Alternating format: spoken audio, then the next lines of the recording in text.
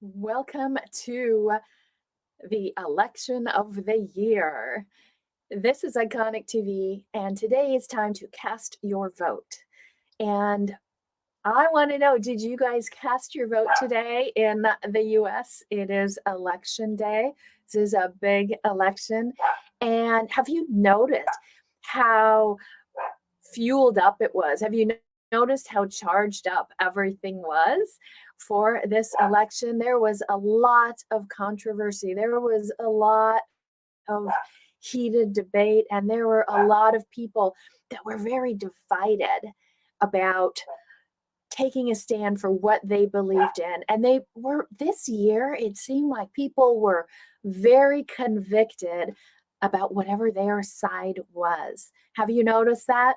Well, we're going to hope that we can get through this session today because we're going to find out tonight, hopefully, who is going to win the election. But the real vote that you need to cast this year is for yourself. How do you make sure that you are casting a vote for yourself to win in 2024? This is a year that a lot of people have actually just sort of stood on the sidelines for the last few months. And I'm going to show you that it's not too late. We have less than 60 days left in the year, and this is the time to turn up the heat. And what I'm going to show you is how you can actually take some lessons from what is happening on the political scene and apply it to your business. So you can actually use what you're watching, good and maybe not so good, in this election and these debates. And how do you apply that to benefit your business? So that is what we're talking about. We are talking about how you can actually cast a vote for success in your business. So let's go ahead and dive in. And this is Iconic TV. So this is all about giving you the strategies and the principles to grow and scale your business at record-breaking pace. And that's really what we want to do today. So we're going to talk about, I'm going to give you at least 7 ways that you can guarantee a victory before the year end. It is not too late to begin. And hopefully you've got the vote out. Hopefully you're all done with that. And now you can pay attention to your business again and how you can transform it and take these principles that we've been seeing displayed before us and how you can use those for success in your business. And I think that's really what we want to do is, if we see something happening in the world, how can we apply it and harness it to make us successful? So I hope you guys have, if you've watched the whole drama that's been going on, or even if you hadn't and you're just like, la, la, la, la, la, I don't want to hear it, that's okay too. I'm going to show you what you need to know going forward. If you are watching this and if for some reason you can't see or hear me very well, just type reply, I replay, and we will get you a reply with the replay, okay? So hopefully everything is coming through clearly. If you are having a hard time or you can't watch the whole thing, just type replay and my amazing team is here to help you. And just let me know in the comments, can you hear, can you see? Let me know who is here. So I have my amazing team saying hi to everybody. This is my election crew. Sandy and Angie are here. I can see them in the background working. So give me a thumbs up, okay, if you are ready. Are you ready to go ahead and learn how you can take this crazy election and turn it into a benefit for you? Remember, there's always a silver lining in everything. And so we're going to go fast and just, I want you to think about this. And you might realize, wow, this is so true. And just notice that this is a benefit. Even if you didn't like this whole election season, let's find a benefit and a silver lining in it. So Warren Buffett says, hey, if you tell me who your heroes are, I will tell you how much you will earn. So isn't that true? Who is it? Who is it that you are following? Who is it that you admire? Who is it that you have put up on a pedestal? Because you're going to emulate those traits. Isn't that true? So Who is your hero or your heroes? Put it down in the comments below. I would love to know. Put it down below. Let me know who your hero is. One of I think my favorite hero in life is my mom, actually, who overstood all kinds of obstacles, bringing us from another country into this country. And really, I'm a fourth generation entrepreneur. And to watch how hard she worked and tirelessly, that woman never complained. You did not see her just sitting around eating bonbons, watching um, soap operas and playing video games. She was constantly at it, right? And things that I learned, those are the values that I started taking on. And as a result, right, it shows up in what I earn. So who is it for you? Who are the heroes that are for you? And no fighting in the comments now, but do let me know. I can see the comments right now, so go ahead and put them in there and tell me, give me a thumbs up. Did you vote? Okay, did you get the vote in? Did you stand for what, or put a stand up for what you believe in? So let's talk about this. The whole goal, of course, is to win their vote. You want to win your audience, your constituents' vote. And how are you going to win their vote? What are you going to do? So this is where, right, the values come into play. What are you being? Who are you being? In fact, you want to know something weird? I saw today two really big people in the industry in doing what I'm doing and consulting and growing businesses, and they're big, they're the OG, and they partnered up. And you know what they did? They had this nasty fight, like he said, she said, and all the dirt came out, and then everybody was having lawsuits. And I thought, wow, that is not how you need to play the game. That is not how you're going to win votes, right? So if you don't, first of all, know your values and live by them, it's really hard to win the vote of other people. So do you really know what you stand for? And here at the Iconic Brands, what we're about is elevating your mind so you can skyrocket your business so that you can live your life in harmony with your highest purpose. What is the one thing that you really do? That's our goal, is to help you live in alignment with that. So how are you going to win the vote of your audience? What is your message, right? What's going to be on your ball cap? What is the thing that it's going to say about you that your audience can see?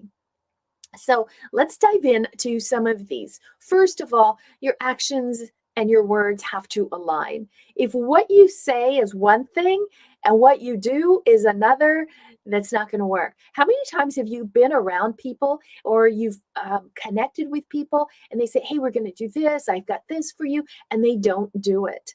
So are your actions aligning with your words?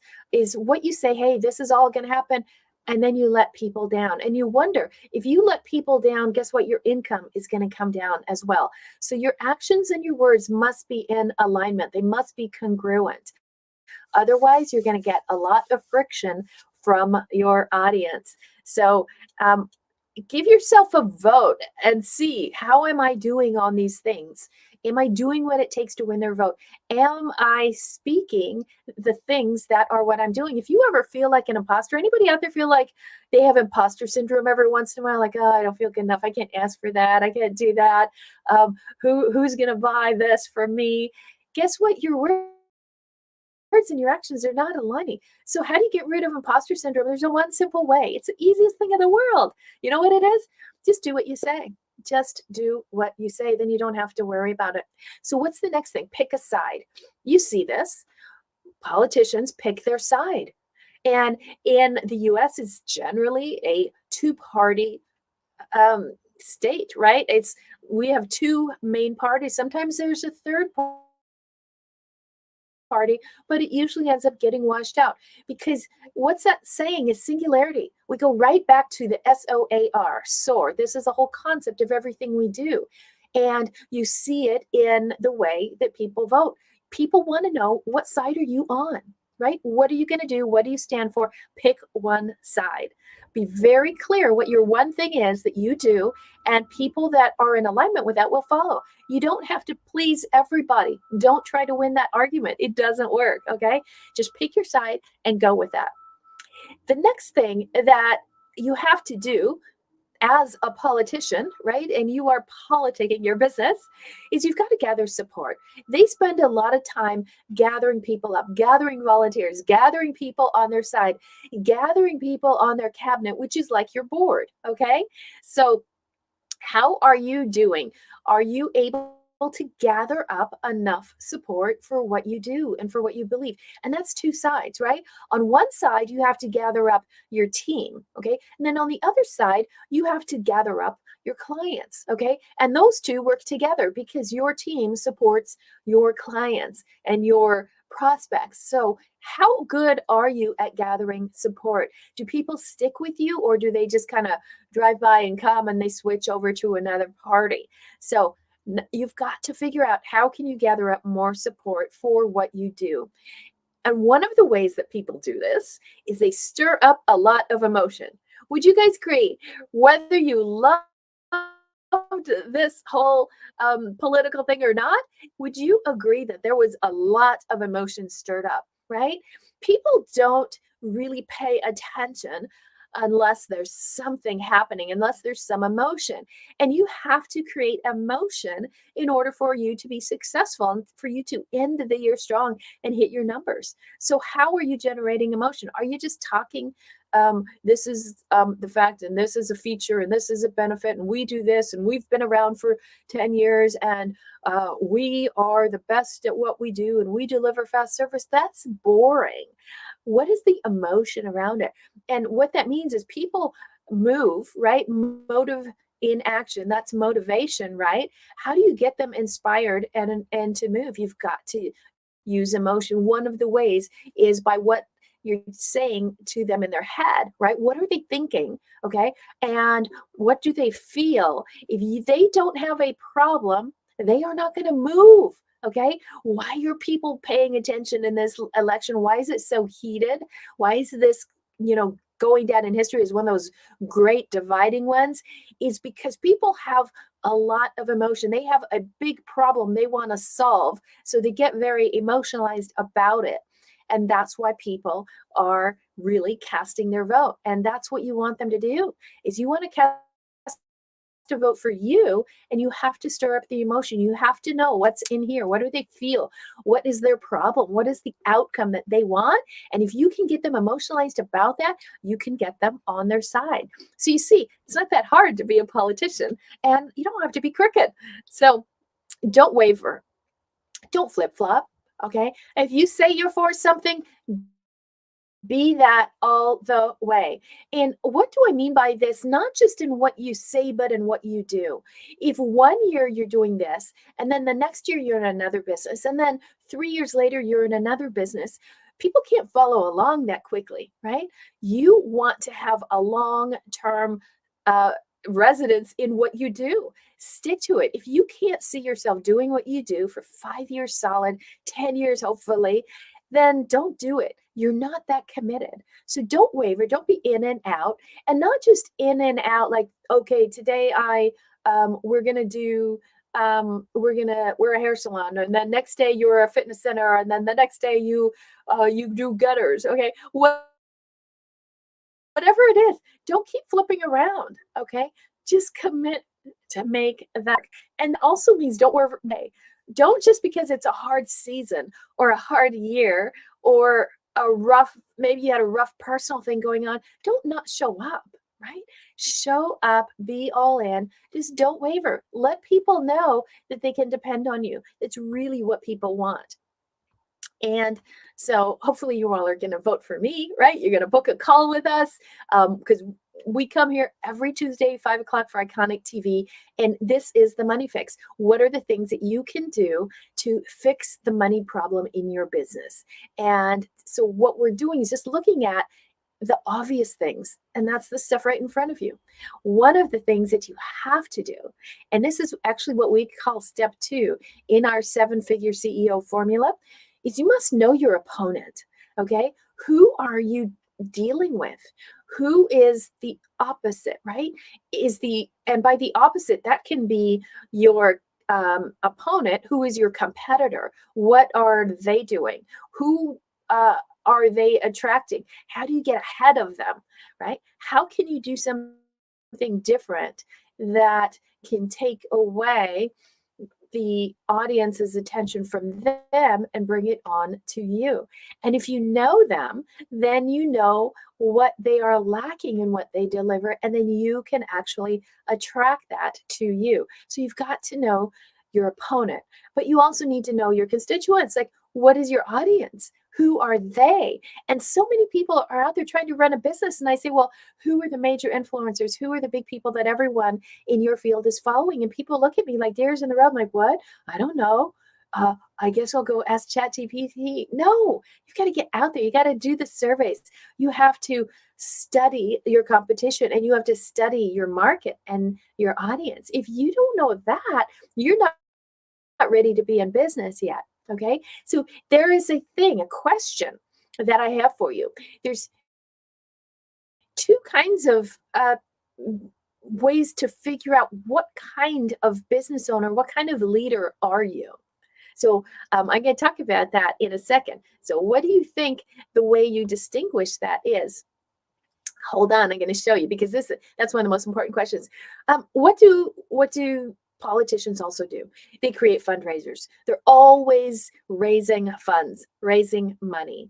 And that's what you have to do in your business. The point of a business is to make a profit.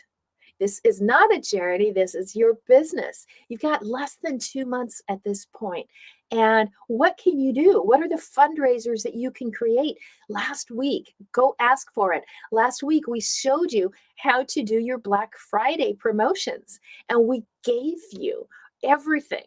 We showed you how to build out your Black Friday. We give you all of the materials and the resources. We gave you a pack of 112 images and resources, and we'll put it in the comments down below. If you don't have your Black Friday offer out there, it's getting too late. This is a fundraiser for you, right? You have 3 weeks to go, and now is the time. This is the time. You've got to start getting awareness, and you've got to get people to pay attention. So what are your fundraisers? How are you doing this? And don't forget, part of your fundraising is to deliver a high ticket product. You don't want to be the low cost leader, because you have to have millions and millions of people for that. Let Walmart and Amazon play that game. But for you, what if you could do it for the vital few, but you could have really high quality? Focus on high ticket, right? When you have a fundraiser, you're not asking everyone, a room of 100 people to show up and contribute $1. Now, some of the fundraisers I was asked to attend, it was thousands and thousands and 10 thousands of dollars. It wasn't a small ticket. And you have to be the same way with your business. So another thing that has to happen if you want to win this year and hit your targets, right, and get elected and stay in office, is you do have to campaign long and hard. Okay. Think about this. How many times do people say, oh, I'm going to so go into this, and they do maybe a launch, maybe a big promotion, and then that ends, and then they just go back to business as usual and kind of the old way, or they shrink back. Oh, that was hard. Oh, I'm so tired. Phew, I got to rest. No, you have to go in this for the long haul, right? You have to do hard things. This is like Sisyphus, right? Sisyphus, if you recall, the man who was condemned by Zeus. And why? What happened? He actually, his punishment was that he had to keep pushing this boulder up the mountain. You remember, you can kind of see that picture, right? And so that was in mythology, and that was it when he was condemned to die. That was his punishment. He had to keep pushing that boulder up, and then right before he got to the top, it came back down again, and he had to push it up again, and then it came back down again. It was hard work. And guess what? That's what it's like as a business owner, as an entrepreneur. It's like pushing this boulder up the hill all the time. It's hard work. Don't think this is easy. and there's a great reward. And so if you are the kind of person that is willing to keep pushing this boulder up, because as an entrepreneur, every day you are doing something new, it's hard and you don't know what you're doing. There's times that you're going to go, I don't get it. I can't figure this out. This is so hard. Right at the moment where you want to quit, that is the moment where you become a champion because you keep going. And when you're pushing that rock up the mountain, you are doing it not for fanfare, right? He didn't have an audience. He didn't have anyone do it, championing him on. He just did it. And you want to look at that. I want to get my rock to the top, right? I want to reach my goal and get to the top. Just why? Because it's who you are. It's what you do. And that's how you have to look at this campaigning. So what is the difference? What are the types of distinctions to figure out what kind of business owner are you? There's two types. There's a freelancer and there's an entrepreneur. Think about this. Which one are you? In your business, are you a freelancer? Are you an entrepreneur? How do you know? Now, if you think about what a freelancer is, a freelancer, how do they grow their business? A freelancer grows their business, and this is according to Seth Godin, the king of marketing. He talks about this. A freelancer grows their business by getting better clients. They look for better and better clients because really the business revolves around them. Okay. And an entrepreneur is one who grows their business by growing their people, growing their team. They fire themselves from every job ultimately, and they grow better people, a better staff. Okay. So, what are you doing in your business? Which kind of business owner are you?